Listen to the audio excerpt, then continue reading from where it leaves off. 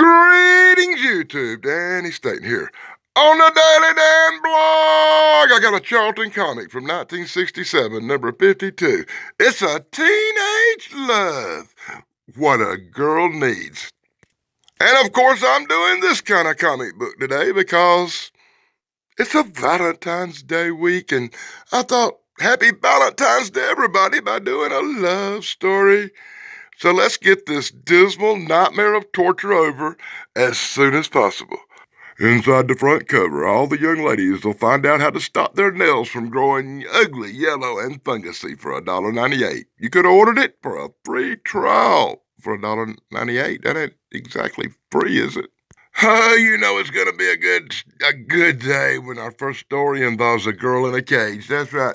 Kind of reminds me of some girl dancing on Laughing as the Beatles rock. And the cool girl dances in a cage. Oh my God, what wonders. Hey, is this going to be the good stuff? Or is this going to be the stuff of nightmares? So in full dismal panels brought to you by the Daily Dan blog, we get into our story where that girl, looks like Marlo Thomas apparently, is hanging out with the Beatles and they're rocking it all. They're hanging out with their manager, Jeffrey Epstein. Yeah, I think this girl's going to wind up on an island somewhere if she's not careful. As the band rocks and people clap and the manager's happy, the beautiful girl meets the rock star. Yes, as they talk, true love sparks. These two are having an intimate moment in a comic book for young kids. Oh my God, that is slick. And it's the slick chick. You could have shaved all your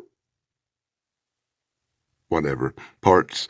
Yeah, with that really cool slick chick device for all your hair care needs. And you could have had the guide to personal success if you ordered this garbage. Bam, llama, llama, llama, lamb. Yeah, that's right. The Beatles guys are rocking. They're rocking hard. It's breaking her heart that they are so popular with all the teenage girls because she wants her lover boy all to herself. So whatever will she do as she hears Epstein and the rocker guy talking about money? Money for you. That's right. She's going to get a job as a permanent little dancer girl up on the stage. Ringo Starr going to tell us all about it. Look, that girl, you can dance. You can dance for the band. So in full panels brought to you by the Daily Dan blog, this hot chick learns how to shake her booty. Shake your booty. Shake your booty, booty. Hey, I got to give credit where credit's due. This Charlton comic from 1967 has some extraordinary art. It's extraordinary art.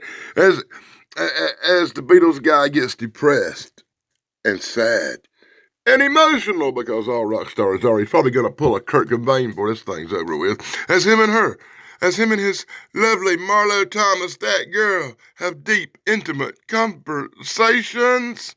His name's Frank, like a Oscar Mayer wiener. He's a prank. And so we come to the end of this wonderful story where the Beatles learn to rock, where young hearts fall in love in true comic book fashion, and one hot chick named that girl. That's right, we're going to call her Marlo Thomas for the remainder of this two-panel story. And she learns how to shake her booty, and be a laughing girl. The end. Makes me want to cry and pull my hair out. Oh my God. And if you were a nasty looking chick back in the day with some grungy yellow teeth, from whatever reason, and if you're a meth head now, you might want to order this tooth treatment where you could clean your teeth for $1.98 back in 1967. And then we could have went to the canteen corner and read all these long drug out letters about love. And I guess now would be a good time to do a few shout-outs. I want to give a special shout-out to my friend Thrash Pondo Pons, my partner in crime. Another special shout-out to Dave Sunstorm, the good stuff guy, and his incredible cool brother Steve, as well as Pat McCormick at the Golden Rage of TV. And I'll give a special few shout-outs to a few other guys like BK on the air. Big Guys 45 is my main man, Corey, at Corey's Comical Channel. My flock is everywhere, Sarah. Love that girl. And the Nostalgic Podcast. And of course, Retro Nerd Girl. Hey, by the way, and usually I don't do cryptic shout outs on this comic book reviews unless I'm doing a Bigfoot comic book or something. Like one of them. And I don't usually say this, but tonight at 9 o'clock Eastern,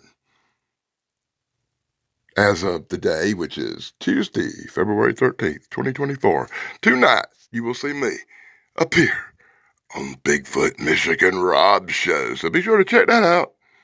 Womp, womp, womp, womp, womp. And with this Valentine's Day nightmare, we carry on with a heart free to love. And here we have the story of a young lady and her love. That's right, her love for Brock. But an evil man named Vince has eyes on her. Whatever will happen as young Trish and Brock fall in love, they decide to maybe tie the knot. But evil Vince is having none of that. He slaps the taste out her mouth and says, no, you will not marry Brock. So in Full Panels, brought to you by the Daily Dan blog, we have the tragic story of Trish, Brock, and a perverted old man named Vince's love. That's right, his love for young Trish. Vince is having no part of Trish seeing Brock. His wife. What? His wife? I'm thinking they kind of consider Trish like the daughter, but, it don't make for a good story if I say, hey, Mom, Vince and his wife think of Trish like a daughter and don't want him dating young Brock. I prefer to go with it a little bit different and make Vince a little bit more of a pervert because that would be more like real life, right? Anyway, Trish is out and about. She's hanging, she's riding. All the boys talk about how hot Trish is. Yes, everybody wants to date young Trish. Even the Miz here comes over for a visit. And that makes Mom cry. Mom's crying hard because she thinks Trish deserves better.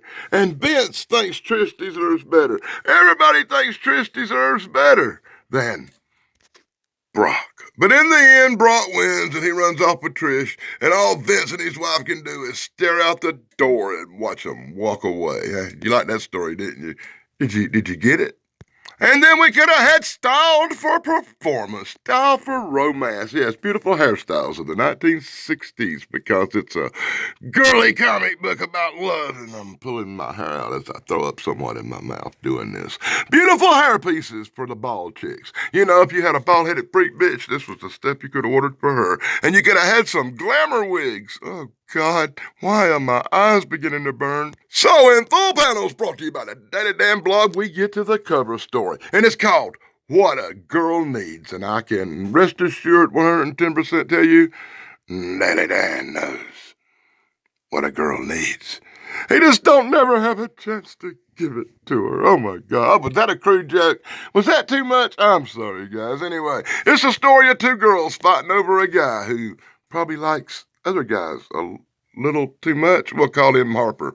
Anyway, so this chick has the hots for Harper, but young Mox over here has other plans. Mox is making a move. Mox is moving in for the kill. Mox wants the chick.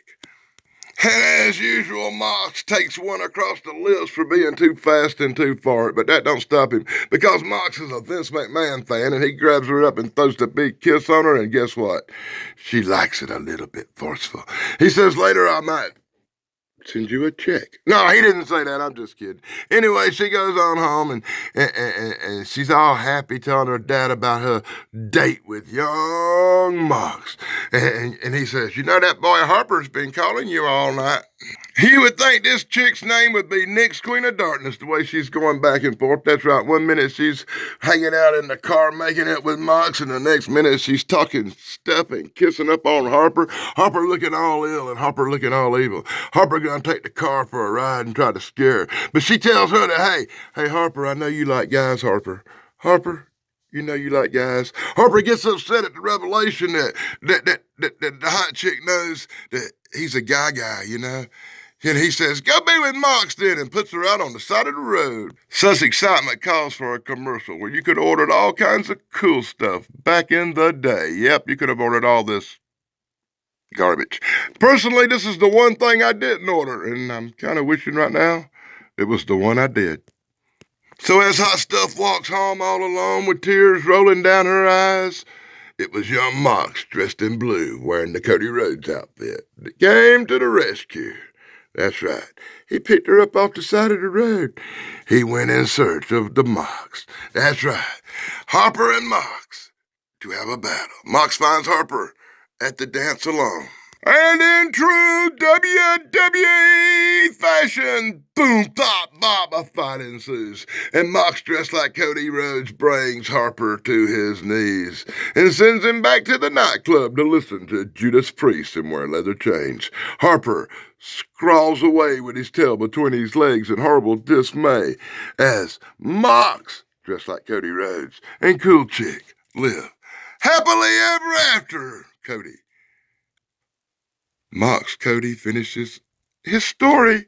And in a full panels brought to you by the Daddy Dan blog, we finished the miserable Valentine's Day nightmare. I really like the art in this comic book. The stories all blow. I had to change them around to make them halfway interesting.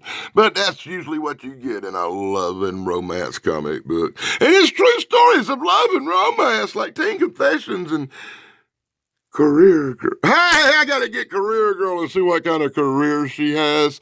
And we gotta get this Blue Lagoon Teen Confessions one day so you can see what happens there. Oh, God.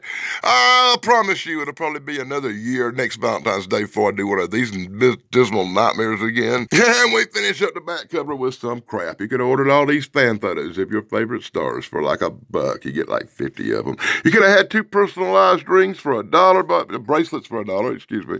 And you could have ordered that little ring for free if you ordered the bracelets. And it was for Mary Peter. Anyway, you can lose 20 to 40 or even up to 80 pounds. And well, I'm not even going to say that. And on the back, let's waste the cover where you could have ordered 4 exquisite Wild Owl color mock paintings by Norman Rockwell or somebody. Oh my God, what a waste of a back cover. And that's my look at Teenage Love. Number 54 from 1967, True Love Stories for the American Teen of the Day. Be sure to check out everybody I mentioned in my shout-outs. Be sure to like, subscribe, and ring that bell. And be sure to join me next time when I get back to something probably a little bit better than this, because it's Valentine's Day. You gotta do what you gotta do.